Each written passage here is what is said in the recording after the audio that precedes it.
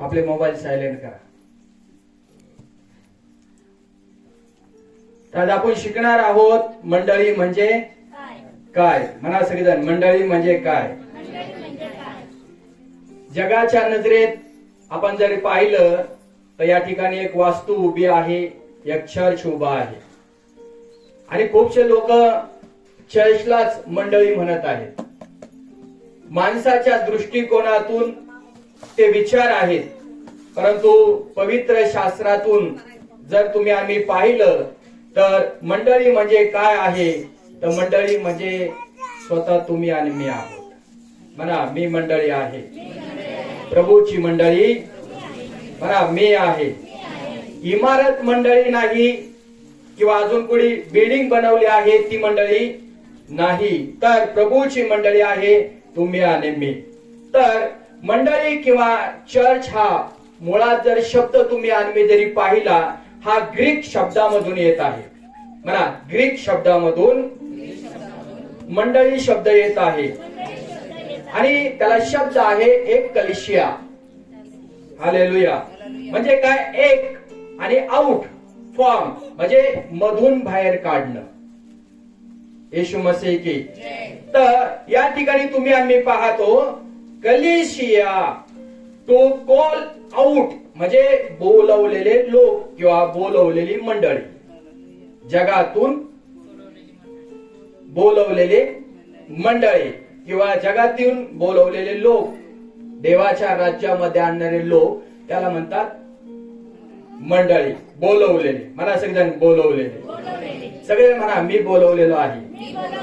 आता शेजारीला सांगा, म्हणा, तू बोलवलेला आहे. कोणी बोलवलेला आहे? देवाने कॉल केलाय तुला. म्हणा, प्रभूने तुला कॉल केलाय. म्हणा, अरे म्हणा, प्रभूने तुला कॉल केलाय. तुमच्या नावासह कॉल केलेला आहे. Hello hello. एक एक मुलाला आणि एक एक मुलीला प्रभूने नाव घेऊन हाक मारलेला आहे. तर तुम्ही आणि मी असेच या ठिकाणी बसलेलो आपल्या स्वतःसाठी जोरदार टाळी वाजवा. मी प्रभूचा कॉल उचललेला आहे. मी प्रभूचा फोन उचलला आहे. म्हणा जोराने आमेन. पण काही लोक प्रभूचा कॉल काय करतात? रिजेक्ट. धन्य तुम्ही आहात जर प्रभूचा कॉल तुम्ही रिसीव्ह केलेला आहे आणि त्या फोनला तुम्ही उचलून प्रभूच्या बोलण्याला तुम्ही स्वीकारला आहे, तर तुम्ही आणि मी आशीर्वादित लोक आहोत. म्हणा शेजाऱ्याला, मी आशीर्वादित आहे. हा. तर एक कलिशिया म्हणजे काय आहे, तर परमेश्वराने आम्हाला बोलवलेलं आहे किंवा आम्हाला या जगातून आता निवडलं आहे, बाहेर काढलेलं आहे. आता आम्ही जगामध्ये नाहीत. आम्ही आज कोणामध्ये आहोत? म्हणा, प्रभू मध्ये आहे. आम्ही सगळे लोक कोणामध्ये आहोत? प्रभू मध्ये आहेत आणि आम्ही सगळेजण प्रभूच्या राज्यामध्ये आहोत. तर आपण पाहूया एक वचन, इफिसकरास पुस्तक याचा 5वा अध्याय.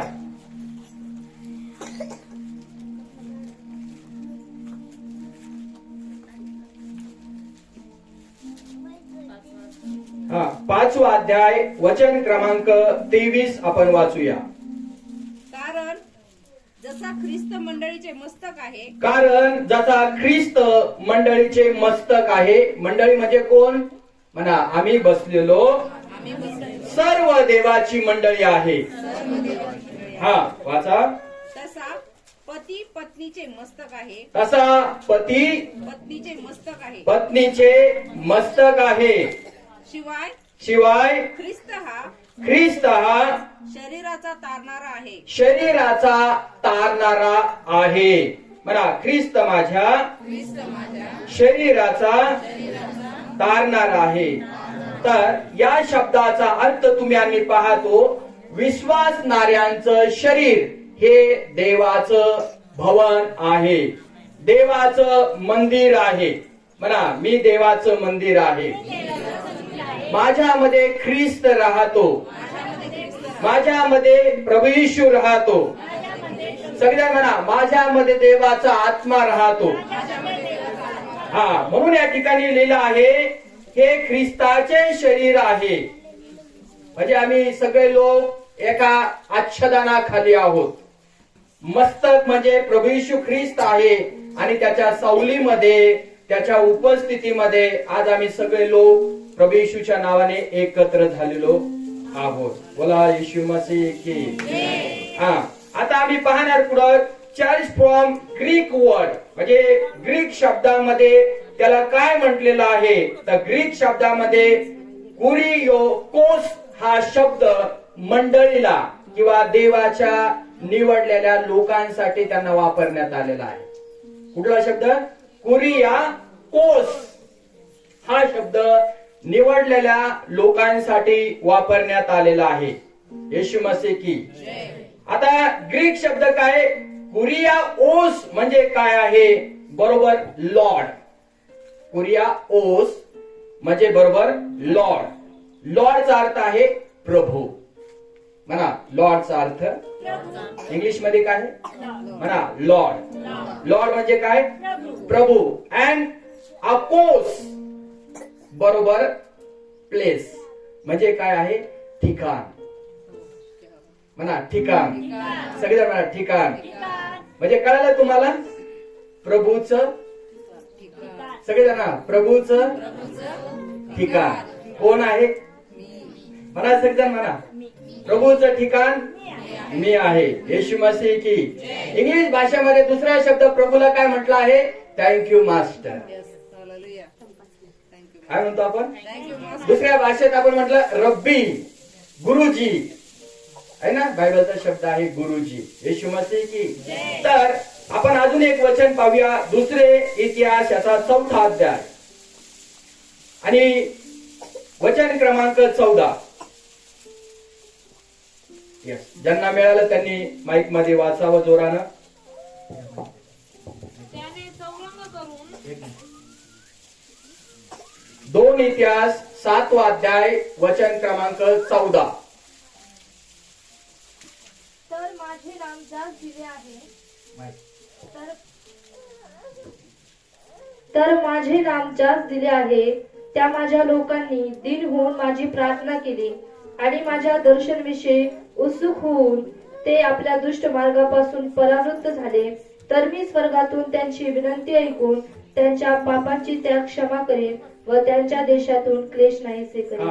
आज परमेश्वर तुमच्या संघ आणि माझ्या संघ बोलत आहे. जर माझे नाम ज्या लोकांस दिले, म्हणा माझे नाम म्हणजे कोणाचे? प्रभू येशू ख्रिस्ताचे. बरोबर आहे. कोणाला दिले?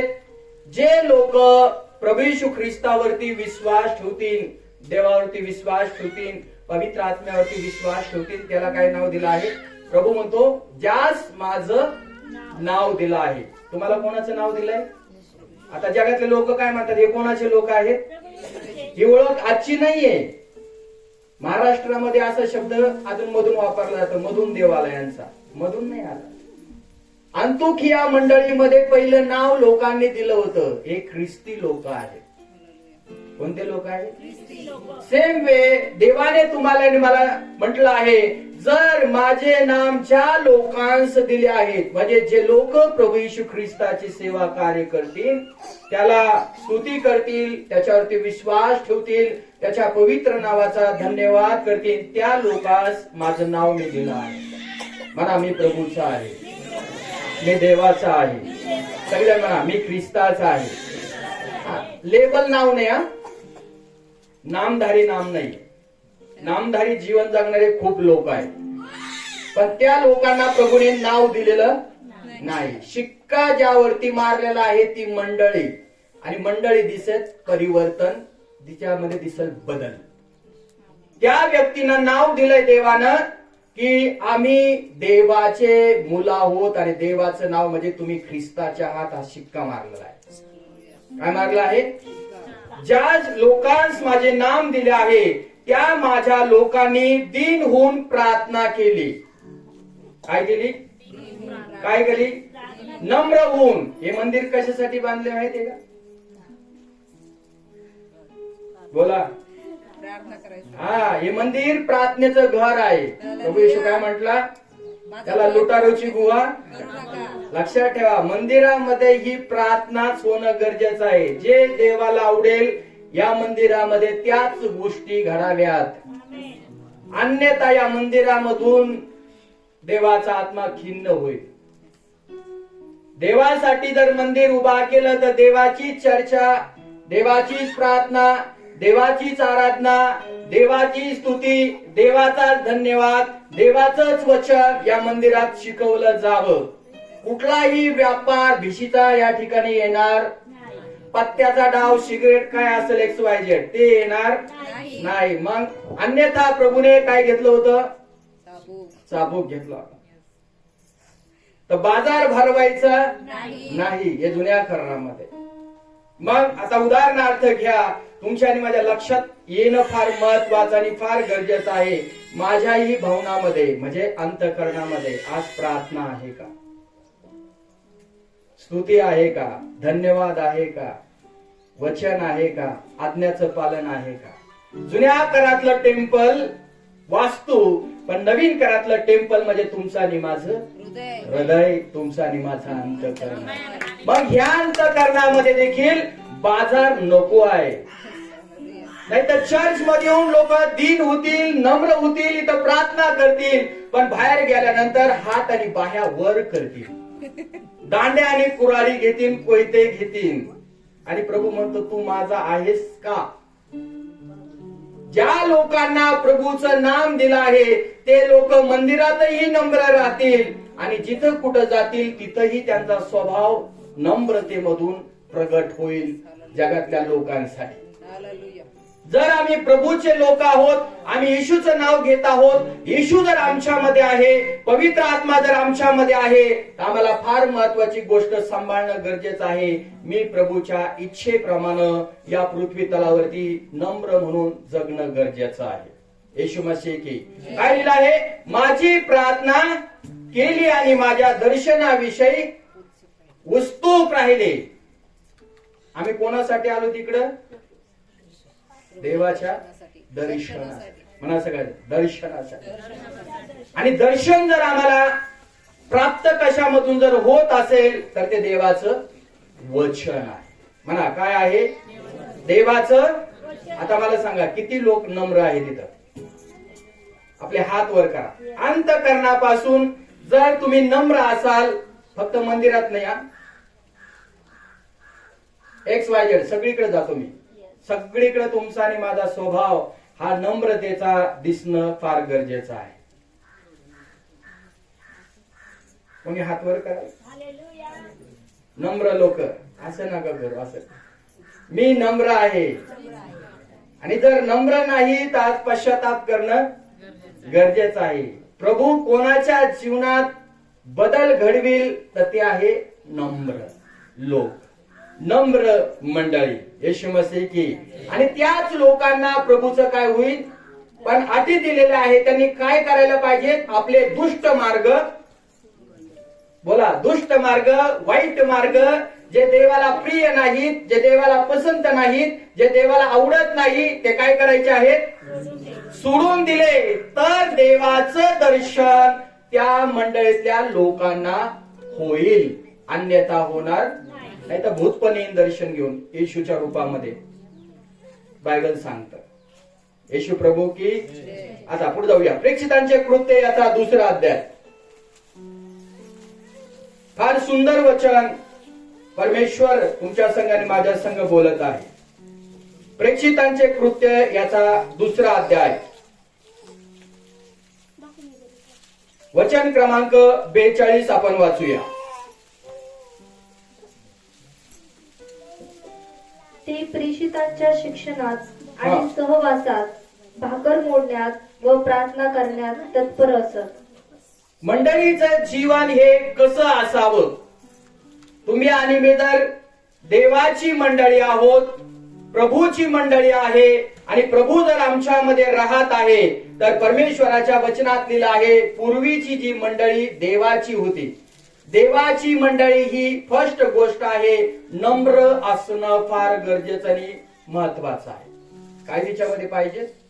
म्हणा नम्रता तिच्यामध्ये पाहिजे. पूर्वीचे जे लोक आहे, प्रेक्षित हा शब्द त्या ठिकाणी वापरला आहे. प्रेक्षित म्हणजे पाठवलेला. प्रेक्षित म्हणजे पाठवलेला, देवाने त्याला सेवा कार्य करण्यासाठी निवडलं, वेगळं केलं आणि त्याला पाठवलं आहे. तर जे लोक काय करत होते, देवाने निवडलेले लोक होते, ते देवाच्या काय करत आहे. फर्स्ट गोष्ट या ठिकाणी पाहतो, प्रेक्षितांचं काम हे होतं देवाच्या शिक्षण त्यांना देणं.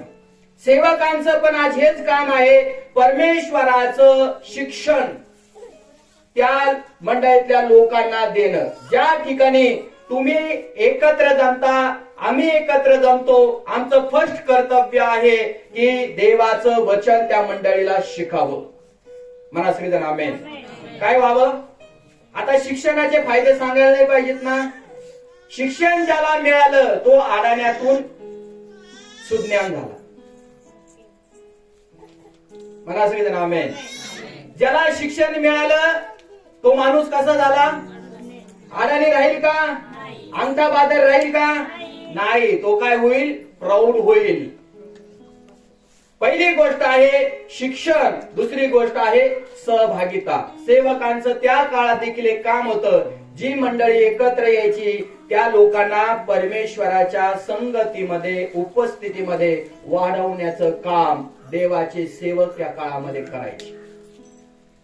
ऐकलंय, त्या काळामध्ये. ह्या काळामध्ये पण काय काम आहे, सेम तेच काम, त्याच्यात काही बदल झाला नाही. तिसरी गोष्ट आहे भाकर मोडण्यामध्ये.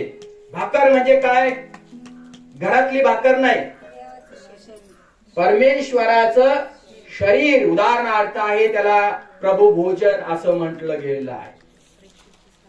हालेलुया. प्रभू भोजन मंडळीचं हे तिसरं कर्तव्य आहे आणि सेवकांचं हे तिसरं कर्तव्य आहे की तिसऱ्या वचनात पॉइंट मध्ये मंडळीतल्या लोकांना बाप्तिस्मा दिल्यानंतर त्यांना प्रभू भोजन मंदिरामध्ये देणं गरजेचं आहे व प्रार्थना करण्यास स्थिरतेने तत्पर असत. ऐकले सगळेजण. तर आज देखील आम्ही कोण आहोत, प्रभूचे आज शिष्य, विद्यार्थी.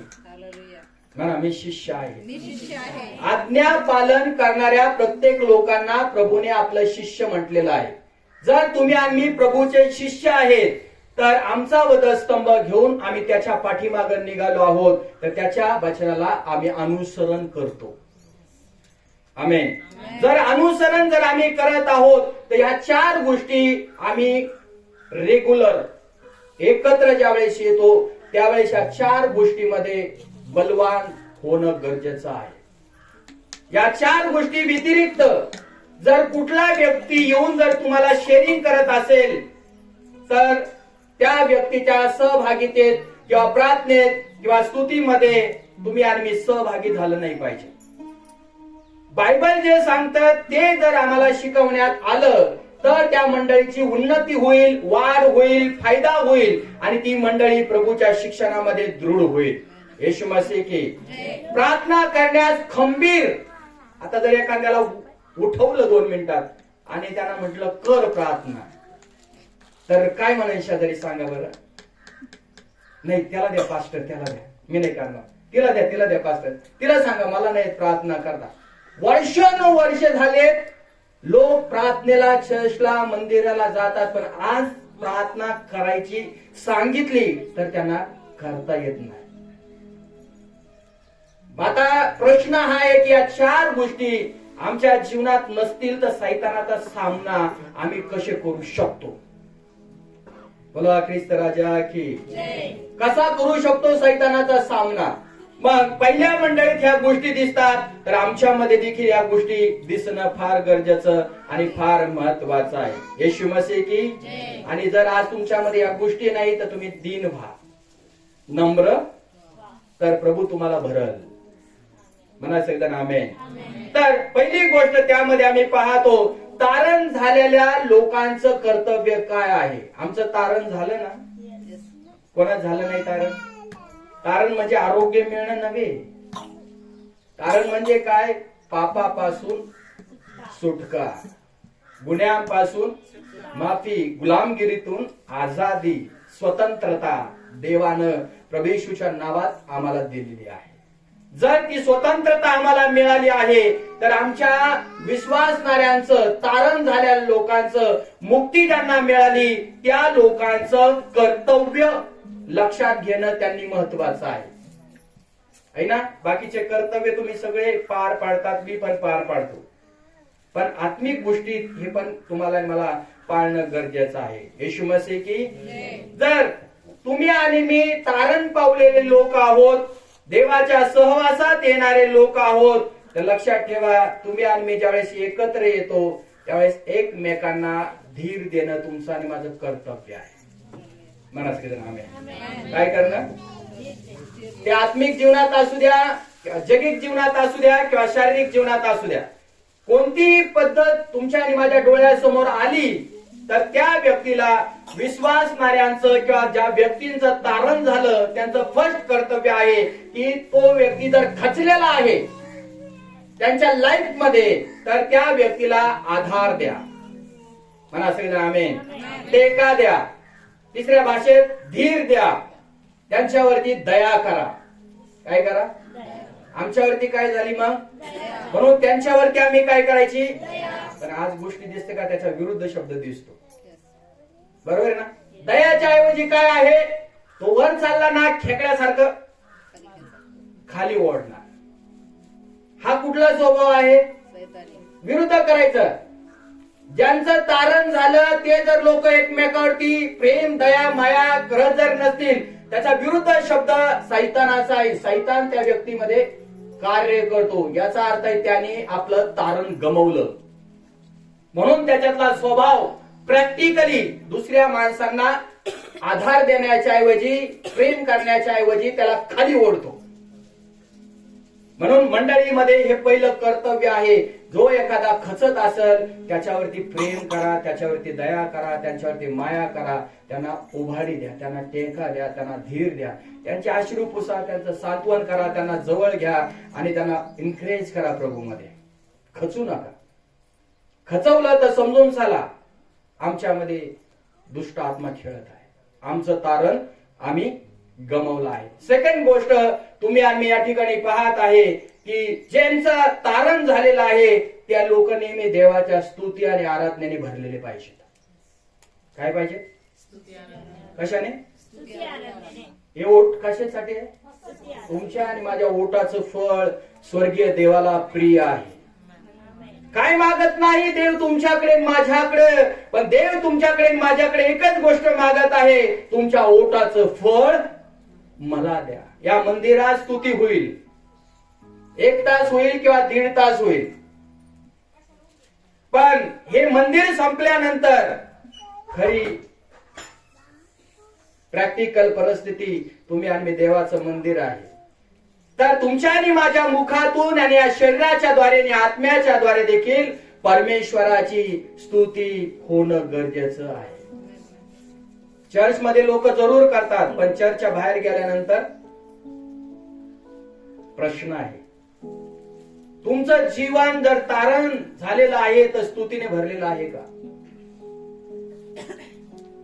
कोणाची जरा एक फर्स्ट देवाची स्तुती आणि दुसऱ्यानंतर जो माणूस जी स्त्री चांगलं काम करते, देवाचं काम करते, तिची स्तुती करा. आमेन. किंवा जगामध्ये तिला काहीतरी अवॉर्ड रिवॉर्ड मिळाला आहे, तिची पण काय करा, म्हणा स्तुती करा. आणि जर आम्ही स्तुती करत जर नसेल त्याच्या विरुद्ध करा. काय, निंदा, भांडण, XYZ यादी तयार होईल. ज्या लोकांचं तारण झालं आहे ते म्हणतात माझं तारण झालेलं आहे, पण चर्च मध्ये मी स्तुती करत आहे, पण चर्चच्या बाहेर गेल्यानंतर माझ्यामध्ये सैतानाचा स्वभाव आहे. आणि सैतान पण म्हणतो तू चर्च मध्ये काय करायचं तेवढं कर, पण जब बाहेर तू आएगा ना फिर तेरा मेरा रिलेशन द बेस्ट, तू माय फ्रेंड अँड मी तुझा फ्रेंड. बाहेर गेल्यानंतर खरं जीवन चालू होतं आपलं. येशू प्रभू की. मग विरुद्धार्थी शब्द जर तुम्ही आणि मी जरी केले तर अनेक शब्द आहे, निंदा आहे, भांडण आहे, मस्तर आहे, जलन आहे. तर तारण झालेल्या लोकांचं कर्तव्य काय आहे, नेहमी स्तुती करा, स्तुती करा, स्तुती करा, स्तुती करा. हल्लेलुया, स्तुती स्तुती स्तुती स्तुती. देवाच्या नंतर माणसाची पण स्तुती करा, सेवकांची पण स्तुती करा, सेविकेची पण स्तुती करा, आईची स्तुती करा, वडिलांची स्तुती करा, सगळ्यांची स्तुती करा. पण जर विरुद्ध आम्ही जर वागत असेल तर लक्षात ठेवा, तुमचं आणि माझं तारण गमावलं समजून जा. म्हणून सैतानाला वाव देऊ नका. येशू प्रभू की. तिसरा मुद्दा आहे, जर तुमचं तारण झालेलं आहे, तुम्ही जर ख्रिस्ताची मंडळी आहे, तर तुम्ही एकमेकांची काळजी घ्या. काय घ्या म्हणा, सगळ्यांना शेजारच्याला म्हणा, काळजी घ्या. काय घ्या? काळजी घ्या. काळजी घ्या. आता काळजी कशाविषयी घ्यायची हे सांगावं लागेल का? आत्मिक जीवनात फर्स्ट काळजी घ्यायची, त्यानंतर ज्या ज्या लोकांना माझी गरज आहे, ज्या ज्या लोकांना तुमची गरज आहे, त्या त्या लोकांना तुम्हाला आणि मला हेल्प करणं गरजेचं आहे, मदत करणं गरजेचं आहे. मग काळजी तुम्ही अन्न, वस्त्र, कपडे जे काही तुमच्या डोळ्याच्या समोर येईल ते तुम्ही आणि मी त्या व्यक्तीची काळजी घेऊ शकतो. बायबल मध्ये दोनच अटी आहे. एक स्वतःवरती प्रेम करतो ना, ठेस लागल्यावर दवाखान्यात जात नाही का? कसा पळत जातो, थंडी ताप आल्यावर गोळी घेतोय का नाही? कशी घेतो गोळी? स्वतःवरती प्रेम करतो म्हणून गोळी घेतो. असं वाटून द्या, दुखणं आलं येऊ द्या, 4 दिवस अजून झोपून राहील, आयती भाकर मिळेल मला खायला, असं म्हणाल का? नाही, पटकन जातो दवाखान्यात, उठत बसत जातो आणि दवाखान्यात गेल्यानंतर आम्ही पटकन क्रिया करतो, कृती करतो. बरोबर आहे? तशी दुसरी आट आहे, जशी तू आपल्या शेजाऱ्यावरती प्रीती, स्वतःवर प्रीती करतो, तशीच आपल्या म्हणा शेजाऱ्यावर, म्हणजे काय? काळजी घेणं. आमेन. तर मंडळी, या नात्याने तुमचं आणि माझं कर्तव्य आहे, तुम्ही आणि मी एकमेकांची काळजी घेणं. जर तुमचं तारण झालेलं आहे, माझं तारण झालेलं आहे, तर एकमेकांची काय प्रीचिंग करणं फार सोपं आहे, पण घरातल्या लोकांची काळजी घेता का? कुणी असू द्या, XYZ, घरापासून चालू करा सेवा, मग बाहेर सेवा जाते. जर घरातल्या लोकांची आम्ही काळजी घेत नाही तर मंडळीतल्या लोकांची काय काळजी घेणार? आमेन. काळजी घ्या. जे लोक काळजी घेत नाही, विरुद्धार्थी शब्द करतात, ते लोक एकमेकांना फसवतात, एकमेकांना चुना लावतात. काय करतात? आम्ही जर परमेश्वराची लेकरं आहोत, परमेश्वराची मुले आहोत, तर लक्षात ठेवा, आम्ही कोणाला फसवलं नाही पाहिजे. बहिणीला, आईला, वडिलांना, कुणी असू द्या, आम्हाला फसवा फसवी करायची. जर मी म्हणतो माझं तारण झालेलं आहे, तर मी का फसवू एकमेकांना? आणि फसवला तर समजून चला, एक तर सैतान मला भुरळ घालत आहे, नाही तर माझ्या तारणापासून मी स्वतःला दूर केला आहे. मी तारणाचा मार्ग, ख्रिस्ताचा मार्ग सोडून गेलेला आहे. बोला ख्रिस्त महाराज की. आणि चौथा मुद्दा आहे, ज्या लोकांचं तारण झालेलं आहे ते लोक सुवार्ता सांगणारे होते, गॉस्पल गाजवणारे होते. गावामध्ये, घरामध्ये, कुटुंबामध्ये, जिथं जिथं तुम्ही आणि मी जाणार आहोत, तिथं तुम्ही आणि मी काय करणार आहे? परमेश्वराची, ख्रिस्ताची सुवार्ता लोकांच्या कानापर्यंत जाणं फार महत्वाचं आणि फार गरजेचं आहे. आणि जे लोक सुवार्ता सांगत नाही त्याच्या विरुद्ध करा. आता प्रत्येकाचा हक्क आहे ना सुवार्ता सांगायचं. नाही पाळक साहेब, फक्त तुमचं काम आहे, तुम्ही वाटा ट्रॅक, तुम्ही बायबल वाटा, तुम्ही माईक घेऊन जा, तुम्ही मीटिंग ठेवा, सगळं तुम्ही काय करा. मग मंडळी कोणाला म्हटलेलं आहे? मग मी जाईन ख्रिस्ताबरोबर, पाळक साहेब जाते ख्रिस्तांबरोबर, आणि तुम्ही? प्रश्न आहे ना. आपल्याला सगळ्या जणांना जायचंय ना, सगळ्या जणांना मंडळी म्हटलेलं आहे. जितके लोक प्रभूच्या अधीन आहेत, नम्र आहेत, त्या लोकांना परमेश्वराची जर मंडळी म्हटलेलं आहे, तर आमच्या सगळ्या लोकांचं कर्तव्य आहे तुम्हाला सुवार्ता सांगणं गरजेचं आहे. बायबल सांगते जे सुवार्ता सांगत नाही त्यांच्यावरती हाय हाय. काय शब्द आहे? दुसऱ्या भाषेत सत्यानाश हो. बायबलच्या वचनात लिहिले, जे सुवार्ता सांगतात त्याचे पावलं किती मनोरम आहेत. हालेलुया.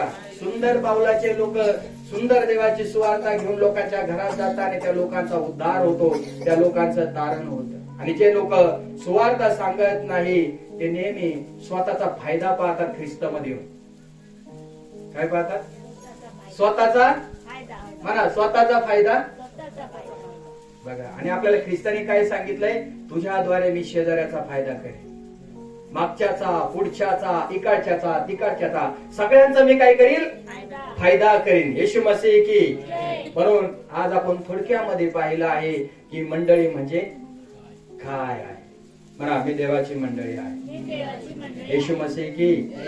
जोरदार टाळ्या वाजा करू.